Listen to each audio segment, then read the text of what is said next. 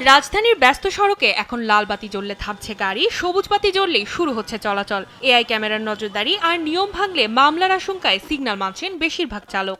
এই লাল দাগ পার হয়ে গেলে 5,000 টাকার মামলা খেব। নীল বাতিটা জ্বলবো, গাড়ি চলবো, লাল বাতি জ্বলবো, ব্রেক গাড়ি, এটাই ভালো হয়েছে। চালকদের এই পরিবর্তনের প্রভাব যানজট কমাতেও ভূমিকা রাখছে।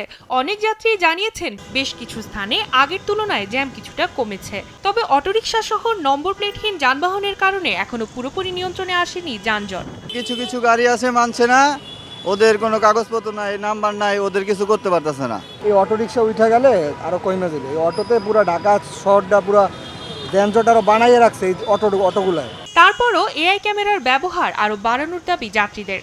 তাদের মতে শুধু কয়েকটি গুরুত্বপূর্ণ মোড়ে নয়, রাজধানীর সব গুরুত্বপূর্ণ সড়কে ক্যামেরার আওতা বাড়ানো গেলে ট্রাফিক আইন মানার প্রবণতা আরও বাড়বে। এআই ক্যামেরা করার পর গাড়ি ঘোড়া এত সুশৃঙ্খল হয়েছে, কার বুদ্ধিতে যে করছে আর আমি ধন্যবাদ জানাই।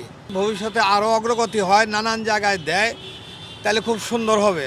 সামনে আরও 50টি এআই ক্যামেরা স্থাপনের পরিকল্পনা রয়েছে সরকারের। সংশ্লিষ্টরা বলছেন নজরদারি বাড়লে সড়কে শৃঙ্খলা আরও বাড়বে, পাশাপাশি যানজট নিয়ন্ত্রণেও মিলবে সুফল।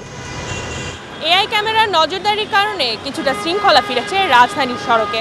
চালকরাও মানছেন ট্রাফিক সিগন্যাল। তবে অটোরিকশা এবং নম্বর প্লেটহীন গাড়ির কারণে এখনো পুরোপুরি নিয়ন্ত্রণে আসেনি রাজধানীর মহাসড়কগুলো। আরিফিন ঈশা, দেশ টিভি, ঢাকা।